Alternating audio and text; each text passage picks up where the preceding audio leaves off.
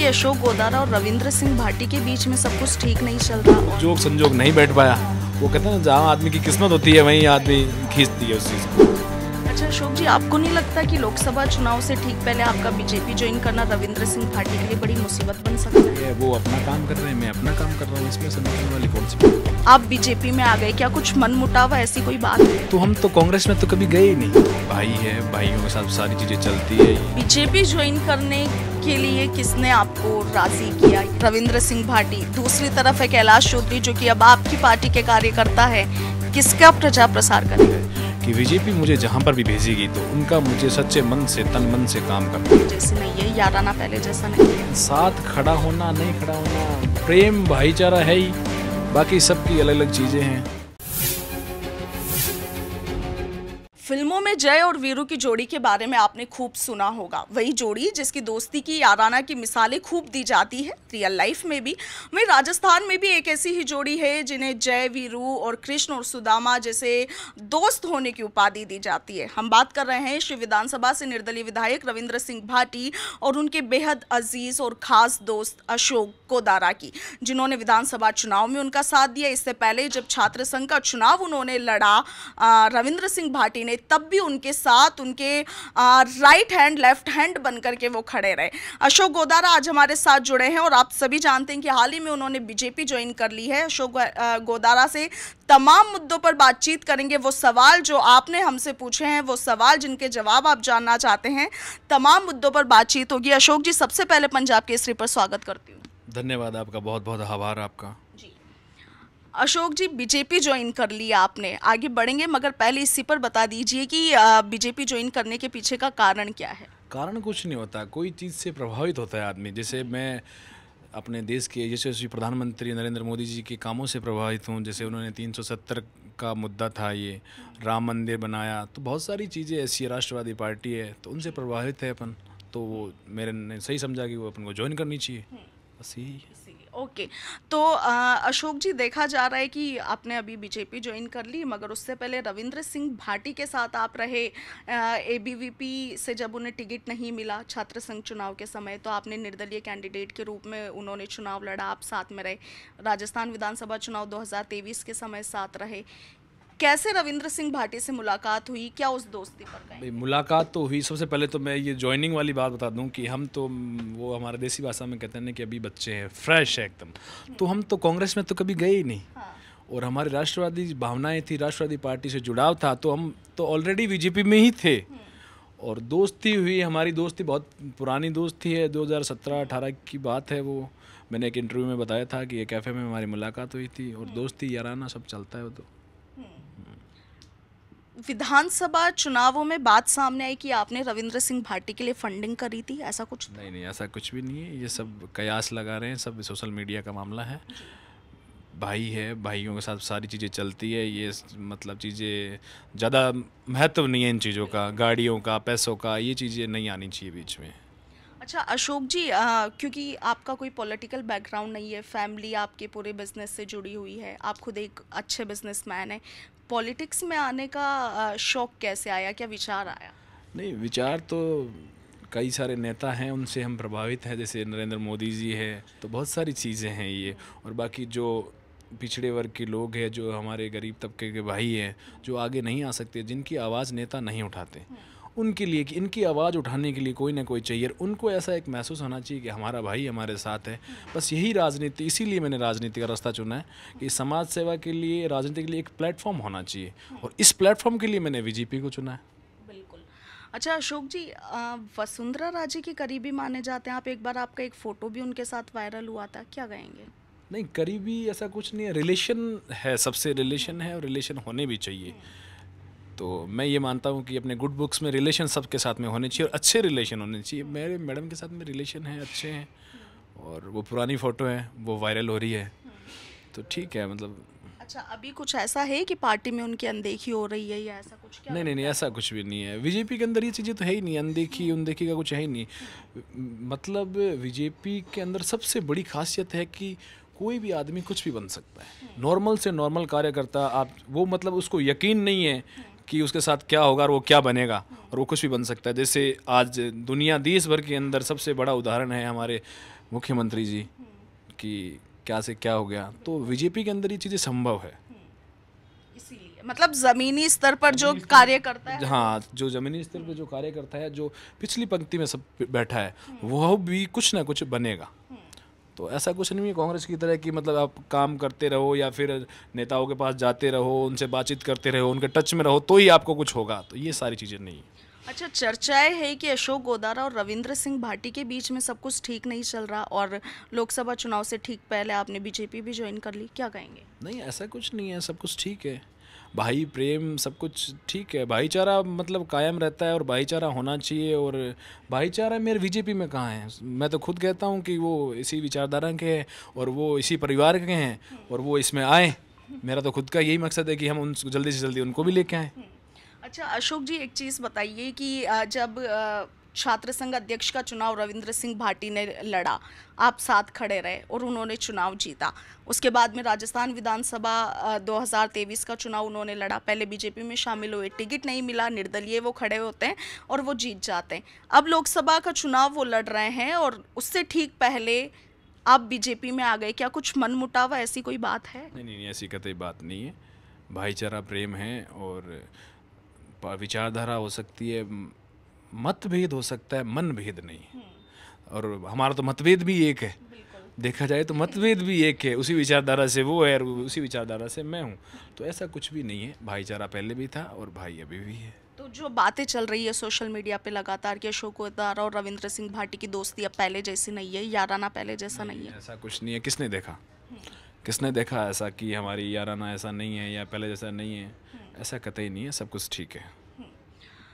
अशोक जी, आपसे एक चीज़ और पूछनी चाह रही थी कि जब आपने बीजेपी ज्वाइन की, फ़ोटोज़ आपकी वायरल हुई, आपके सोशल मीडिया हैंडल्स पर आपका कमेंट सेक्शन चेक कर रहे थे, उसमें कई लड़कियों ने और इसके साथ ही कई जो यूथ है उन्होंने ये सवाल किया है कि बंदा बड़ा स्मार्ट है, हैंडसम है, तो राजनीति में क्यों आया, कुछ मॉडलिंग वगैरह क्यों ट्राई नहीं करी? नहीं, ऐसा कुछ नहीं है। राजनीति में ऐसा कहाँ लिखा हुआ है कि स्मार्ट नहीं आ सकते, और हम तो स्मार्ट कहाँ हैं, हमारे से स्मार्ट लड़के हैं आजकल। और मॉडलिंग की बात करते हैं तो मैंने मॉडलिंग में भी ट्राई किया था। पुरानी बातें हैं, जब मैं जयपुर आया था, जयपुर में स्टडी के लिए आया था आज से 12-13 साल पहले, तब मैं बॉम्बे गया था मॉडल बनने के लिए। तो ऐसे कोई बहुत सारी चीज़ें हैं और धीरे धीरे बताएंगे आप लोगों के बीच में। तो मॉडलिंग भी ट्राई की है, ऐसा नहीं है, लेकिन वो जोक संजोग नहीं बैठ पाया। वो कहते हैं ना, जहाँ आदमी की किस्मत होती है वहीं आदमी खींचती है उस चीज़ को। अच्छा अशोक जी, आप कह रहे हैं कि मॉडलिंग में आपने ट्राई किया था, आप बॉम्बे भी गए थे, क्या हुआ था, क्या फेस था, एक बार अपना एक्सपीरियंस अगर बताएं तो। वो क्या है, मैं सबसे पहले तो बीकानेर से आया था घर वालों को बोल के कि मेरा एक एग्ज़ाम है रेलवे का, तो मुझे जयपुर जाना है। तो घर वालों ने बोला ठीक है, एग्ज़ाम के लिए मना नहीं करते हैं, तो उन्होंने मुझे 2000 रुपये दिए। तो फिर मैं वहाँ से जयपुर आया, जयपुर से मैं ट्रेन में बैठा, यहाँ पे ट्रेन टाइम था इवनिंग में 4 या 5 बजे की बात है ही। फिर मैं बॉम्बे पहुँचा दूसरे दिन। तो वो कहते हैं ना, एक ही जगह बैठे बैठे थोड़ा सा सुन सा हो गया था मैं।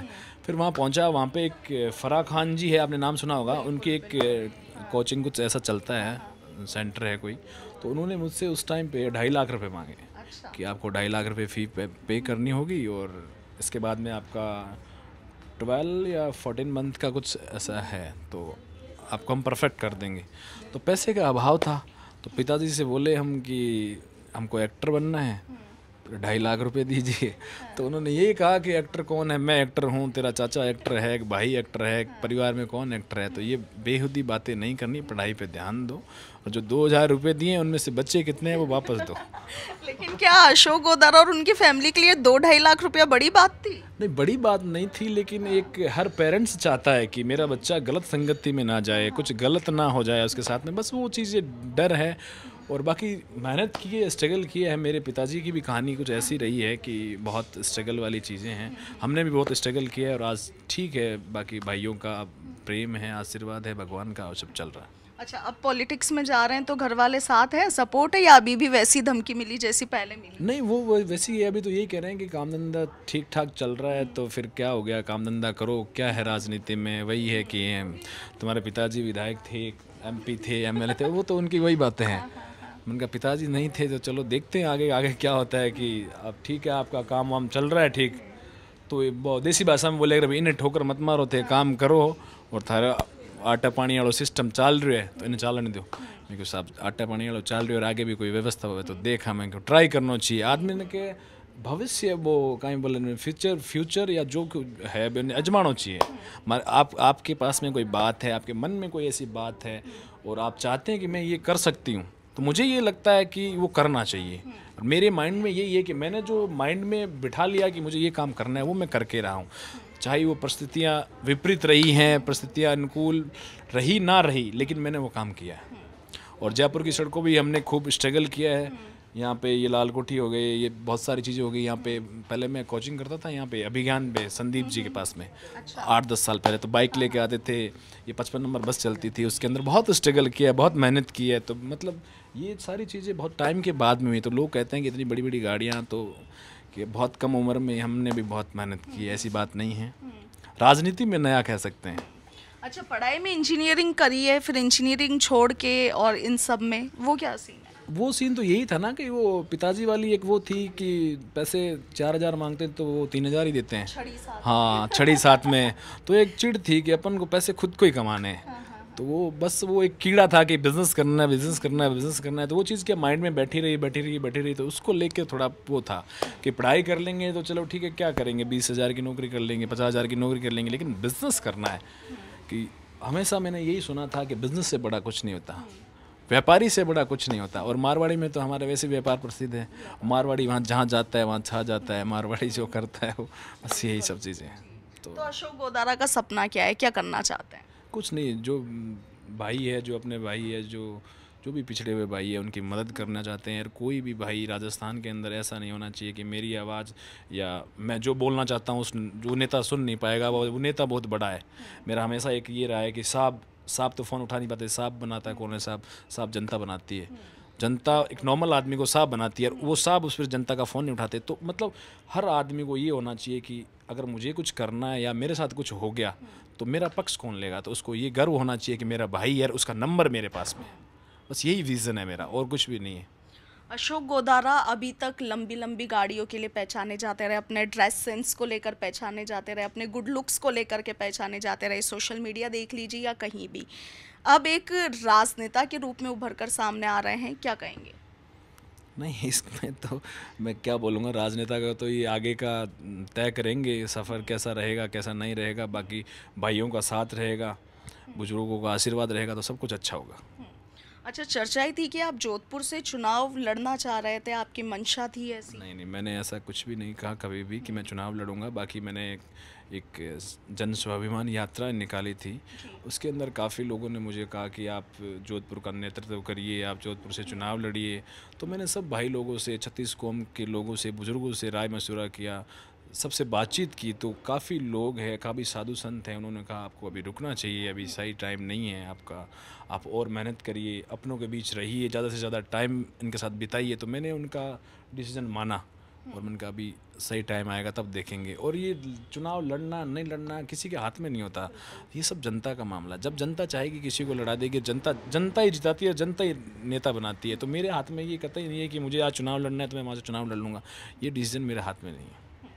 अच्छा अशोक जी, आपको नहीं लगता कि लोकसभा चुनाव से ठीक पहले आपका बीजेपी ज्वाइन करना रविंद्र सिंह भाटी के लिए बड़ी मुसीबत बन सकता है? नहीं, ऐसा कतई नहीं है। उनके समीकरण बिगड़ सकता है? नहीं, ऐसा कतई नहीं। मैं बीजेपी का, अभी राष्ट्रवादी पार्टी है, मैंने बीजेपी ज्वाइन किया है, वो अपना काम कर रहे हैं, मैं अपना काम कर रहा हूँ, इसमें समीकरण वाली कौन सी बात है? अभी भी साथ खड़े हैं उनके? साथ खड़ा होना नहीं खड़ा होना, प्रेम भाईचारा है ही, बाकी सबकी अलग अलग चीज़ें हैं।